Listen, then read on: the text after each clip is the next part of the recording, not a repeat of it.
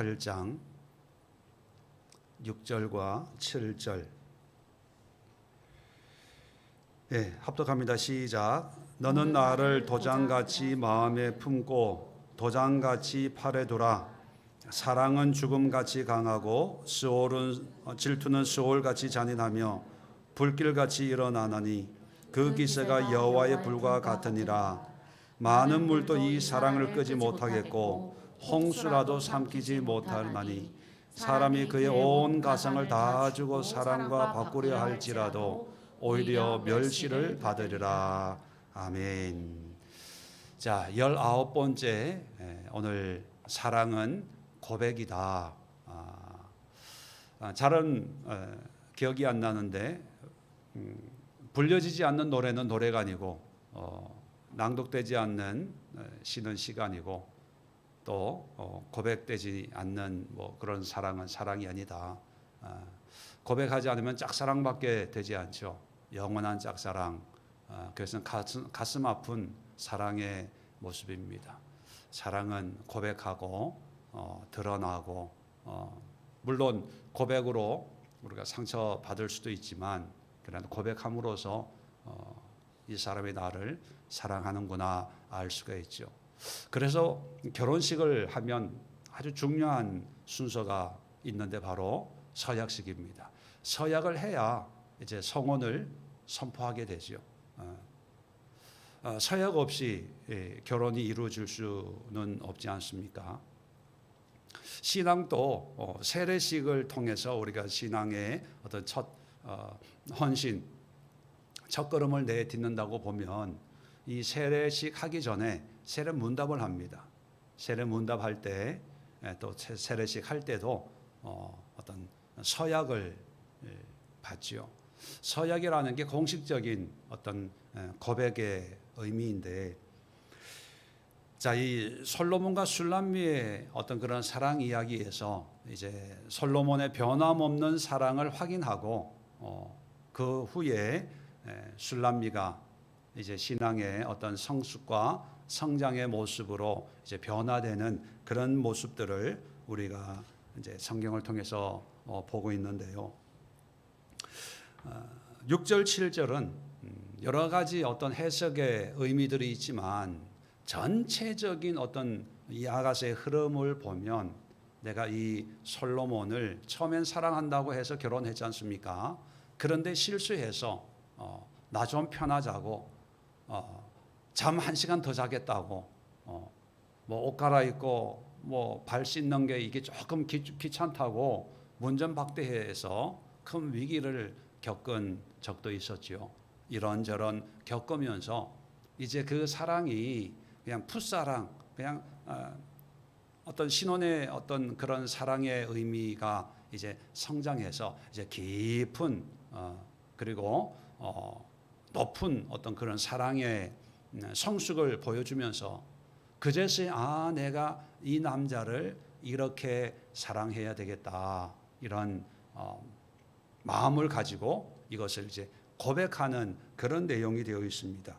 6절, 7절 두 절밖에 안 되지만 이 두 절 속에는요, 술람미가 솔로몬을 향한 어떤 사랑의 고백을 5가지로 이야기를 하고 있습니다. 그렇다면 오늘 토요일이기 때문에 오래 기도할 시간은 없어서 이 5가지를 기도 제목 삼아서 여러분들도 하나님의 사랑을 확인을 하고 또 우리가 이 사랑이 믿음이지 않습니까?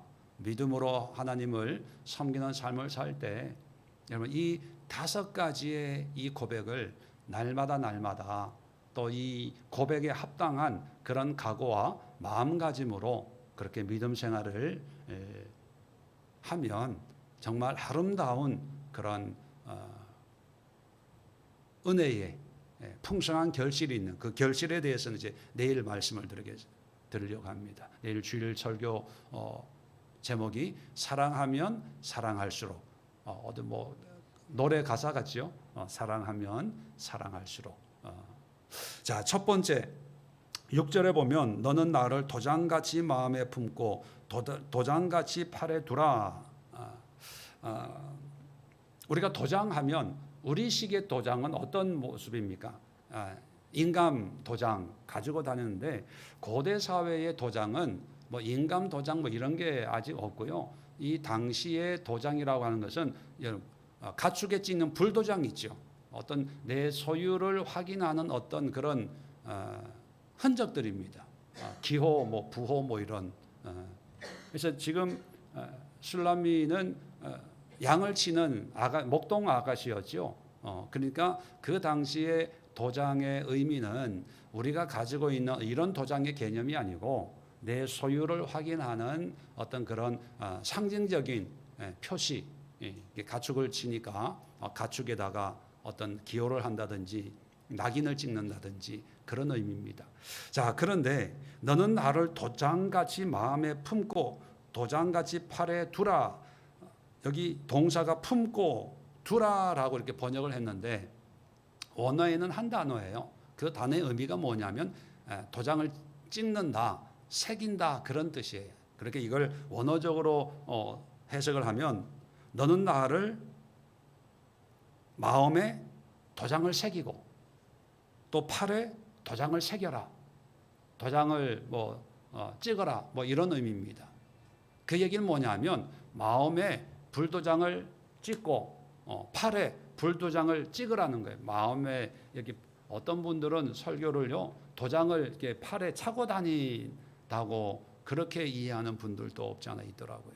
그런 의미가 아니고 팔에 새기라는 거예요. 그럼 팔에 새긴다는 얘기는 무슨 얘기입니까? 나는 당신의 소유입니다. 그래서 갈라디아서 바울도 나를 괴롭게 하지 마라. 내 몸에 예수의 흔적이 있노라. 그렇게 당당하게 나는 예수님의 소유다. 이렇게 고백을 하거든요. 무슨 얘기를 하냐면 지금까지는 3번에 걸쳐서 나는 당신에게 속했고 당신은 나에게 속했습니다. 이걸 3번 노래를 했다고 말씀드렸잖아요. 그 의미를 시적으로 표현하고 어떤 이 속했다고 하는 것을 어떤 각오와 결단과 고백으로 나는 당신이 내 팔에 당신의 소유로 불도장을 이렇게 찍었습니다. 이런 의미예요. 나는 이제 마음으로만 당신의 소유가 아니라 낙인이 이게 찍혔다는 거예요. 일평생 당신의 소유입니다. 당신과 함께 하겠습니다. 당신을 따라다니겠습니다. 버리지 않고 다른 데 가지 않고 당신과 함께 하겠습니다. 라고 하는 어떤 고백과 결단과 어떤 선언이라고 볼 수가 있습니다. 그래서 첫 번째 우리가 기도할 때 여러분 사랑한다면 하나님을 사랑하고 또 하나님을 믿는다면 우리의 고백이 나는 하나님의 소유입니다. 이 얘기는 하나님과 함께 하겠습니다. 그래서 하나님께서도 임마누엘 하나님으로 우리에게 말씀하잖아요. 나는 너와 함께 하는데 너도 나와 함께 해야 되지 않겠니? 이런 초대의 의미가 있거든요. 근데 우리는 하나님은 우리와 함께 한다는데 우리는 나는 싫어요. 나는 바빠요. 나는 피곤해요. 이런 모습이지요.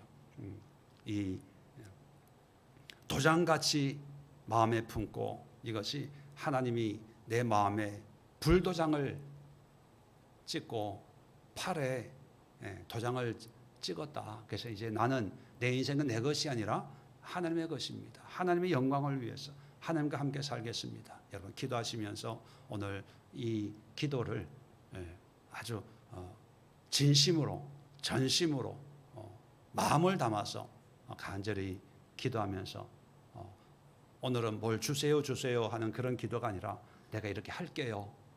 이렇게 살게요. 이렇게 믿을게요. 이렇게 하나님과 동행하는 삶을 살겠어요 하는 고백의 시간이 될 수 있으면 좋겠습니다. 자, 두 번째, 사랑은 죽음같이 강하고 죽음같이 강하다. 왜 사랑을 죽음에 비유했을까? 아마 죽음을 이길 사람은 없잖아요. 그래서 강하다는 의미로 볼 때 죽음이 세상에서 제일 강한 어떤 그런 의미로 받아들였던 것 같아요. 세상에 또 내놓으라는 사람도 때가 되면 다 죽으니까. 그런데 이 가장 강력하고 힘이 있고 누구도 건너뛸 수 없는 이 죽음과 자기의 사랑을 연결하고 있죠. 그 얘기 뭡니까? 내 사랑도 죽음과 같이 그렇게 힘이 있습니다. 그 얘기는 뭐냐면 죽도록 사랑하겠습니다. 죽음이 우리를 갈라놓기 전까지는 주님과의 당신과 내 사이에 이 사랑을 갈라놓을 것은 이 땅에 이 세상에 없습니다. 그런 의미를 담고 있습니다. 죽음만이 우리를 갈라놓습니다. 그래서 결혼할 때도 어떤 그런 서약할 때 아프거나 병들거나 뭐 이럴 때도 사랑하겠습니까? 그런 어떤 서약을 하지 않습니까? 물론 그 서약대로 살지는 못하지만 근데 하나님의 사랑을 경험해 보면 이 사랑이 어떤 건가 이제 술람미가 깨닫고 보면서 이 사랑이 있어야만 진정한 내 자아가 내 삶이 되고 가치 있는 인생이 되겠구나. 그걸 깨닫게 되면 이 사랑을 내가 절대로 놓쳐서는 안 되겠다. 누가 강요해서 이런 고백을 하는 게 아니라 스스로 자원해서 하나님 죽도록 사랑하겠습니다. 죽도록 사랑하겠습니다. 죽음이 눈앞에 있다 하더라도 그 죽음조차 하나님을 향한 내 사랑을 꺾을 수는 없습니다. 이런 고백. 그래서 여러분 두 번째 이 고백을 사랑은 죽음같이 강하고 그냥 막연하게 사랑은 좋다 이런 의미가 아니라 이제 술람미가 솔로몬에게 하듯이 우리가 하나님께 이 사랑은 우리가 하나님을 향해서 드려지는 어떤 믿음의 헌신의 모습인데 이런 믿음의 헌신의 단순히 뭐 환경과 상황에 따라서 그때 달라지는 그런 모습이 아니라 한결같이 꾸준하게 주님을 향한 믿음의 헌신의 삶을 살겠습니다라고 하는 그런 진정 어린 그런 고백의 시간이 된다면 하나님이 여러분의 기도를 받으실 때 얼마나 흐뭇하고 얼마나 행복해 하실까 그런 생각을 하면서 마음껏 여러분 하나님 앞에 여러분의 믿음과 사랑을 고백하는 그런 시간을 가지면 좋을 것 같습니다. 자, 그 다음에 6절 계속해서 사랑을 얘기하다가 질투는 수올같이 잔인하며 질투가 나옵니다. 물론 사랑과 질투는 동전의 양면과도 같은 거죠. 그렇게 보면 사랑이 죽음같이 강하다고 하는 것은 어떤 긍정적인 의미가 담겨져 있습니다. 강하고 극복하고 이기고. 근데 질투는 뭐냐면 부정적인 의미로 수올같이 잔인하며 수올이라고 하는 것은 구약 시대의 사람들이 가지고 있는 어떤 죽음의 세계 지하에 있는 죽으면 가는 그러니까 이 수올은 꼭 지옥의 개념은 아니에요. 아직 천국과 지옥의 개념은 구약에는 그런 개념이 분명히 없었거든요. 단지 스월이라고 하는 죽은 사람들이 가는 어떤 그런 지하의 어떤 하나의 세계라고 막연하게 그렇게 생각을 했습니다.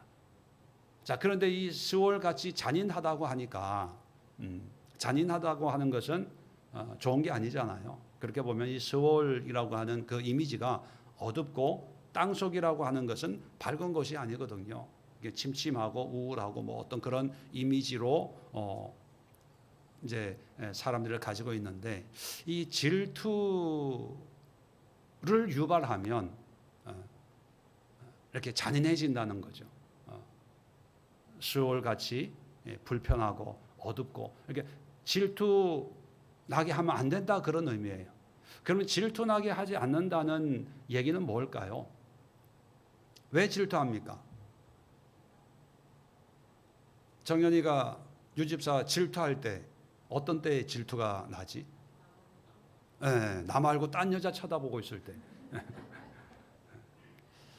여러분 우리가 웃지만 하나님도 마찬가지입니다. 하나님 또 사랑하기 때문에 반드시 그 사랑에는 질투가 개입이 돼야 돼요. 여러분, 질투 안 하는 사랑이 진짜 사랑일까요? 정연아, 질투가 남편이 뭘 해도 질투가 안 돼. 그게 사랑일까? 아니, 사랑은요 소유욕이고 나만 바라봐, 나만 생각해, 이런 어떤 관계성이 맺어지는 게 사랑이지. 오만 여자 다 만나고 다녀. 멋있다, 대단하다, 어떻게 뭐 이렇게 발이 넓고 어떻게 한꺼번에 데이트를 5명씩 할 수 있어? 야, 통 크네. 뭐 이렇게 봐주는 사람은 없죠. 그건 사랑이 아닌 거거든요. 하나님도 사랑의 하나님이라고 하는 그 의미 속에는요, 질투하는 그런 하나님입니다. 질투하면 잔인한 어떤 대접을 받아요. 그래서 이 질투는 수월같이 잔인하며, 이것은 뭐냐 하면 무슨 의미냐 하면 하나님을 질투나게 하지 않겠습니다. 당신을 화나게 하지 않겠습니다. 그러면 뭐 긍정적으로 표현하면 뭡니까? 당신만 바라보겠습니다. 그래서 성경에서요, 하나님이 가장 싫어하는 죄, 가장 싫어하는 죄가 뭐냐 하면 바로 우상숭배. 그 우상숭배는 하나님의 사랑에 대한 모독이거든요. 하나님 입장에서 보면. 이 우상숭배를 다른 성경에는 음란으로 표현합니다. 부부 사이에 음란, 바람 피우는 걸로 표현한다는 거예요. 그러니까 하나님이 이렇게 솔로몬이 술람미를 이렇게까지 사랑했는데 다 용서해주고 기다려주고 다 했잖아요. 그런데 이 술람미가 다른 남자의 바람이 났어. 그럼 가만히 있겠어요? 그게 하나님의 마음이라는 것이요. 술람미가 이 솔로몬을 향해서 질투나게 하지 않겠습니다. 그 얘기는 당신만 사랑하겠습니다. 당신만 바라보겠습니다. 우리 신앙적으로는 우상 숭배하지 않겠습니다. 우상을 바라보지 않겠습니다. 잘 아시듯이 우상이라고 하는 것은 뭐 부처나 뭐 어떤 마리아 상이나 이런 것만 우상이 아니잖아요. 하나님을 사랑하는 것보다 더 사랑하는 것도 우상이에요. 하나님에게는. 우리 한국 성도들에게 가장 큰 우상은 어떤 우상이 있을까요? 네? 네, 자식이에요. 이 자식. 그래서 우리 조상들은요, 자식을 이 자식 뭐 이렇게 가까이 하지 못하게 역처럼 만들지 않았을까? 왜냐하면 자식 하면은 끔찍하거든요. 그런데 자식을 너무 품고 너무 이렇게 하면 그게 오히려 하나님 보시기에 우상숭배처럼 비춰질 수도 있습니다. 그래서 미국 사람들은 우리보다 복음이 먼저 전달된 그런 나라잖아요. 뭐 저는 다른 나라에서 살아보진 않았지만 이렇게 다른 나라들하고 비교해 보면 미국 사람들이요 참 성경적인 삶을 사는 게 뭐냐면 어느 정도 대학만 들어가면 자식들 다 독립을 시켜요. 우리 한국 분들은 죽기 전까지 내가 안 먹고 안 써서 자식들 유산 한 푼이라도 남겨주려고 아파도 병원도 안 가고 막 안 쓰고 그래도 한 푼이나 더 근데 미국 사람들은요 그러지 않더라고요. 대학 졸업만 시켜놓으면 이제 지가 알아서 또 그 아이들도 당연히 그래야 된다고 생각을 해요. 뭐 어떤 삶의 모양만 가지고 얘기하는 건 아니지만 우리가 자식을 독립시키고 이제 결혼시켰으니까 네가 알아서 해. 이게 어떤 사람 간의 관계를 얘기하려고 하는 게 아니라 우리의 마음이 자식보다는 하나님께 항상 더 가 있어야 된다. 그런데 현실적으로 보면 하나님보다는 자식 위해서 모든 걸 결정을 하고 모든 선택을 하고 요즘에 교회도 주일 학교가 잘 돼야 부모들이 온다는 거잖아요. 프로그램이. 예. 왜 자식 따라서 교회를 옮기는 거예요. 이게 참 위험한 거예요. 예. 보기에는 좋게 보일지 몰라도 영적으로는요.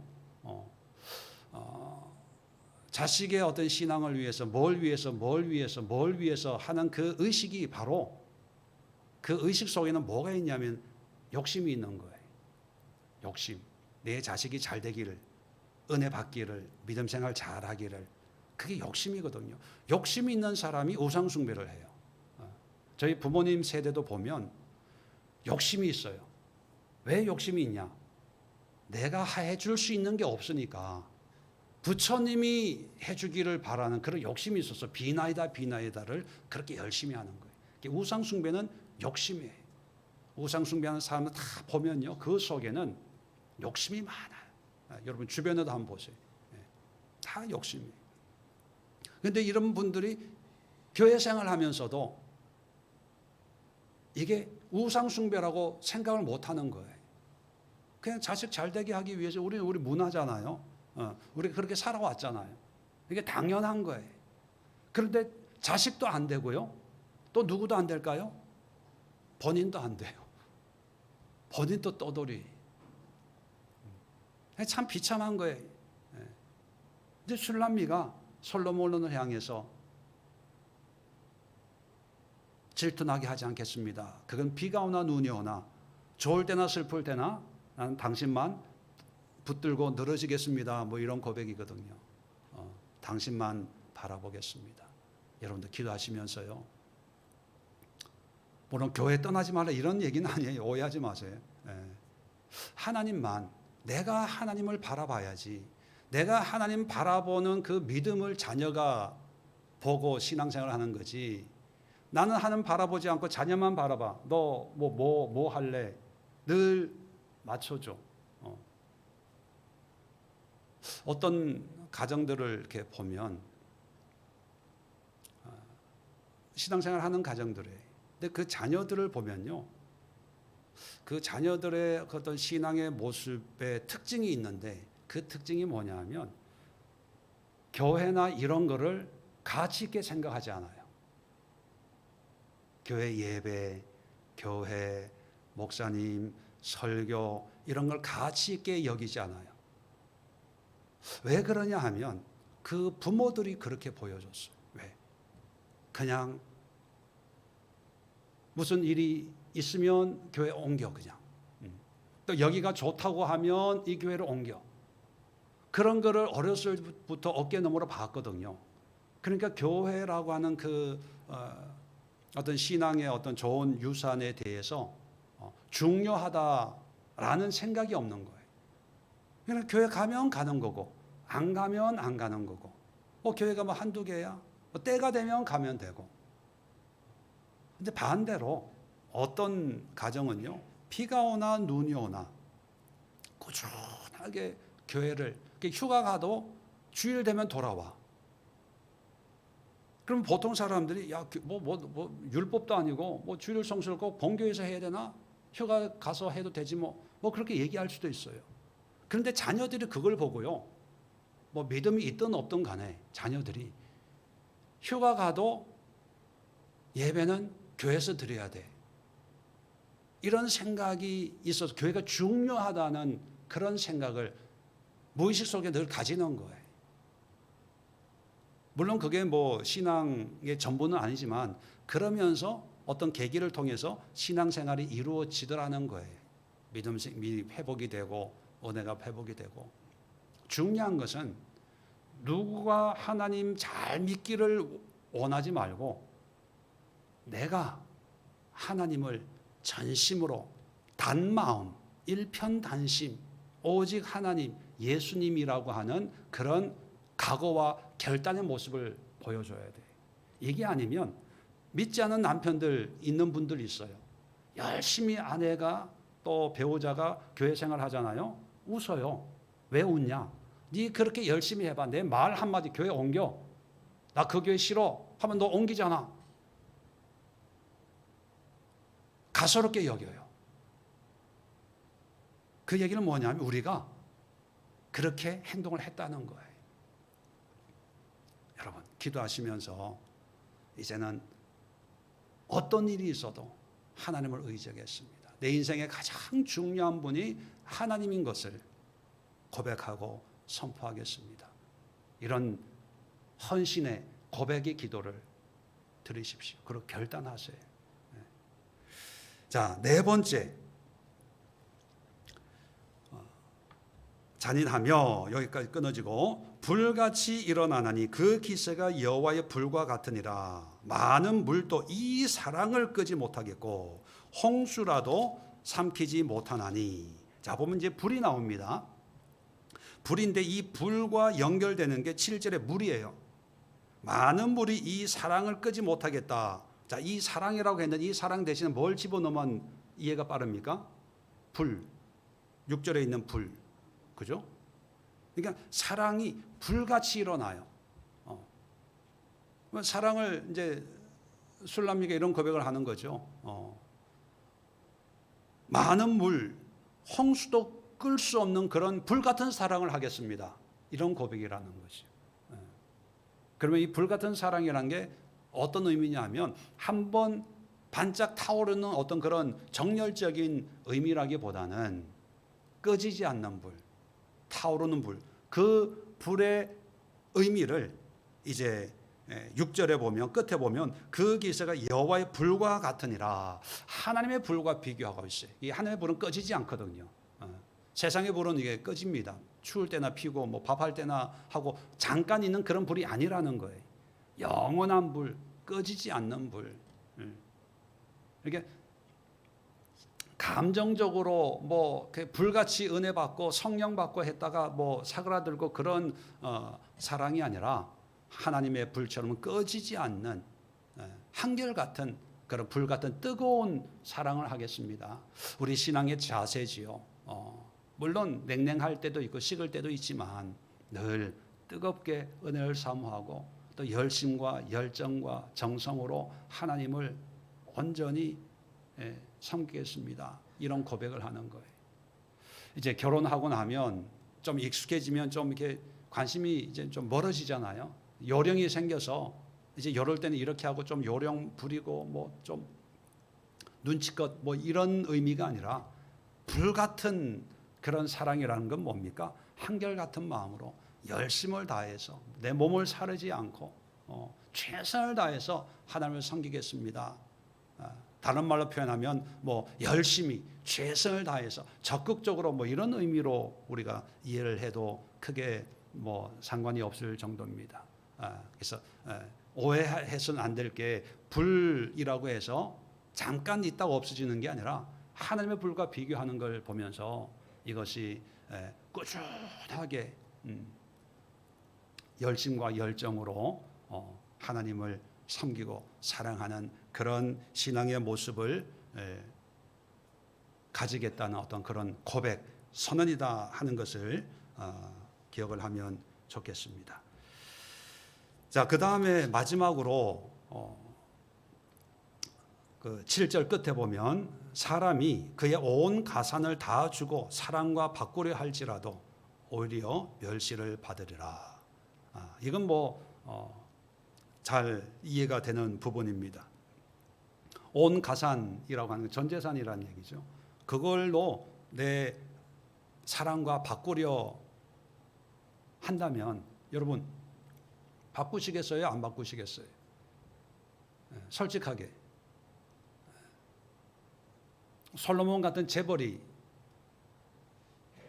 내 재산 다 줄 테니까 예수교회 다니지 마라 그러면 여러분 어떡하실래요? 어떤 분들은요 재산 다 필요 없고 반만 주고 교회 다닐게요 뭐 이렇게 또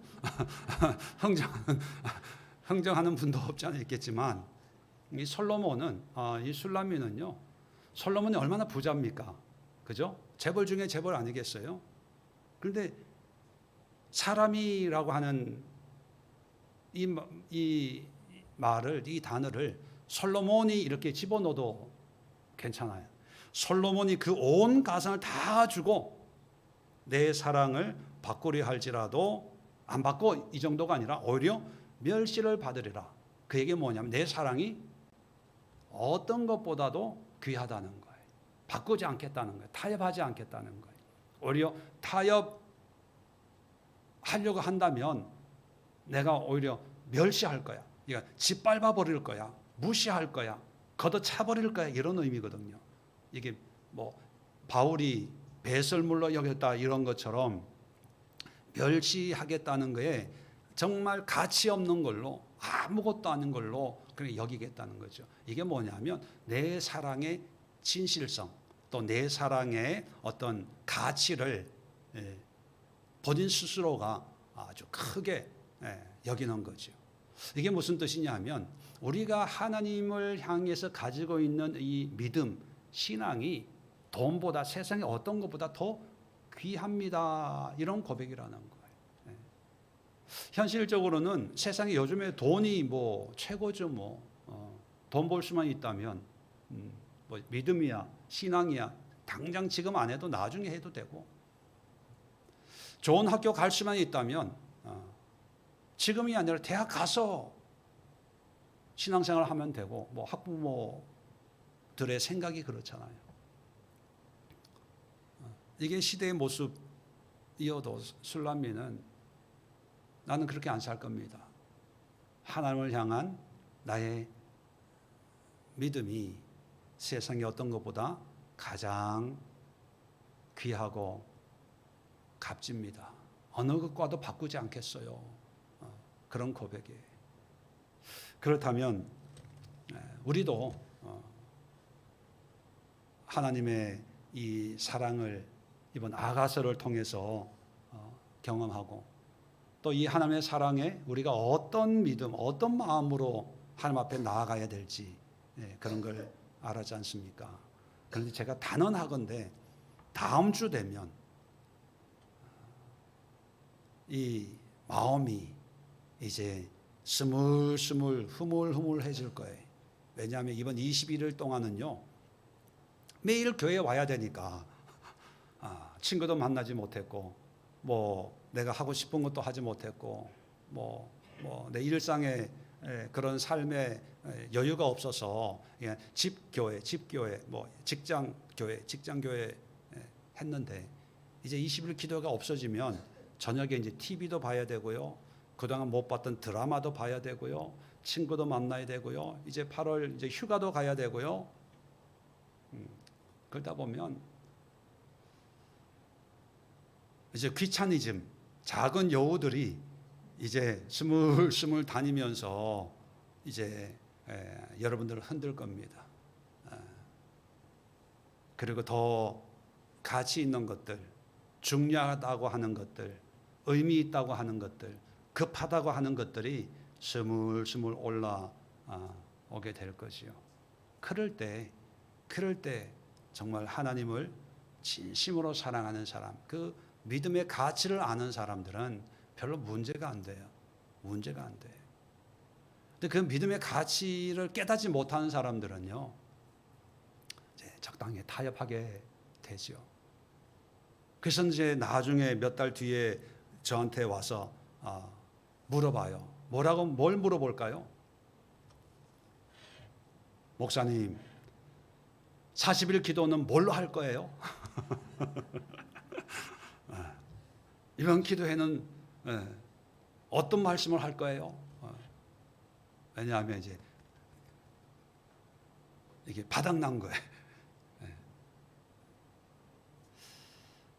뭐 우스갯소리지만 여러분 이제 아가서를 이제 마무리 이제 하게 되는데 마무리가 이제 술람미가 그 사랑에 대한 고백과 헌신이에요.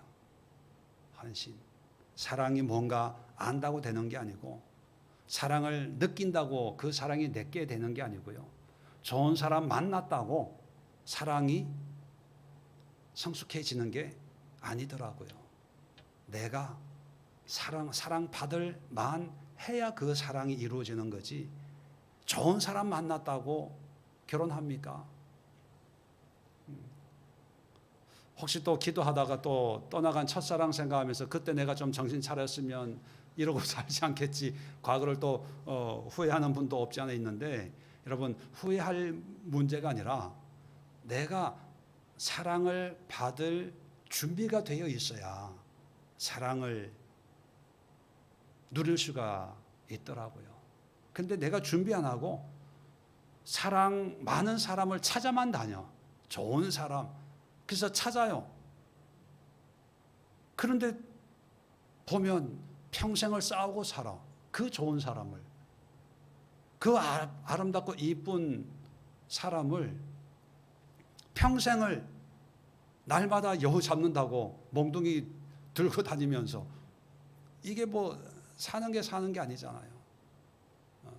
왜냐하면 우리가 준비가 안 되어 있어서 그런 거예요. 준비가.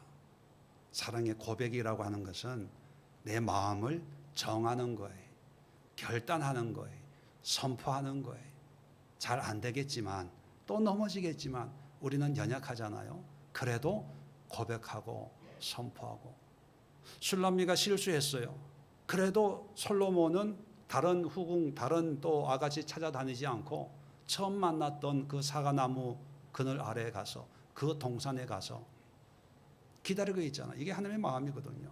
내가 준비만 되면, 각오만 서면, 확신만 가지면 하나님은 어김없이 다시 믿음과 사랑을 회복시켜 주는데, 오늘 이 5가지 우리 기도 제목, 믿음의 고백을 생각하시면서 오늘 제가 기도하지 않겠습니다. 잠잠히 묵상하시고 주님 앞에 고백하시고 앞으로 이런 사랑을 하겠습니다. 주님과 이런 믿음을 보여드리겠습니다. 이렇게 결단하고 살겠습니다. 주여 나를 도와주세요. 나를 인도해 주세요. 그래서 슐람미의 그 아름다운 사랑처럼 나도 주님과 예수님과 아름다운 사랑의 관계를 일평생 맺으면서 기쁨과 감사함으로 살게 인도해 주세요. 기도하는 그런 시간 가졌으면 좋겠습니다. 자리 정돈하시고 주여 한번 힘차게 외치고 자유롭게 기도하시고 한 10시까지